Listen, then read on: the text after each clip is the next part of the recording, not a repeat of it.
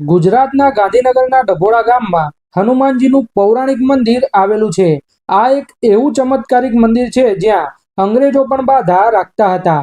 આ મંદિરના સ્થાનની નજીક એક વખત જ્યારે અંગ્રેજોની ટ્રેન બંધ પડી ગઈ હતી ત્યારે તેમને હનુમાનજીને એક તેલનો ડબ્બો ચડાવવાની બાધા રાખી હતી અને તેમની ટ્રેન ચાલુ થઈ ગઈ હતી. બસ ત્યારથી જ અહીંયા તેલનો ડબ્બો ચડાવવાની બાધા રાખવામાં આવે છે.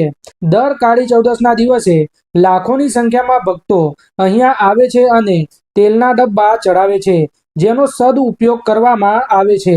અલાઉદ્દીન ખિલજીના હમલાથી બચવા માટે પાટણના રાજાએ પણ અહીંયા મંદિરમાં આશરો લીધો હતો.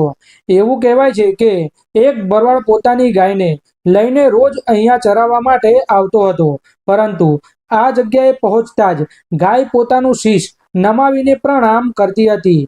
આ જોઈને ભરવાડને આશ્ચર્ય થયું અને તેમને અહીંયા ખોદકામ કરાવ્યું હતું. ત્યારે અહીંયાથી હનુમાન દાદાની સ્વયંભૂ મૂર્તિ નીકળી આવી હતી. ત્યારે અહીંયાના રાજાએ હનુમાનજીના મંદિરની સ્થાપના કરી હતી. આ મંદિર આશરે 1000 વર્ષથી પણ જૂનું માનવામાં આવે છે અને 2 એપ્રિલ 2026ના દિવસે હનુમાન જન્મ જયંતિ નિમિત્તે સવારે 9 વાગ્યે ભવ્ય શોભાયાત્રાનું આયોજન કરવામાં આવ્યું છે.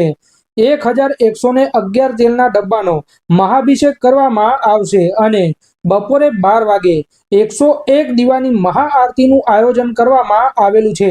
જે લોકોની કોઈ મનોકામના ના પૂર્ણ થતી હોય અથવા તો કોઈ પણ કામ અટકી રહ્યું હોય તો તેઓ અહીંયા આવીને તેલનો ડબ્બો ચડાવવાની બાધા રાખે છે, તો દાદા તેમની મનોકામના અવશ્ય પૂર્ણ કરે છે.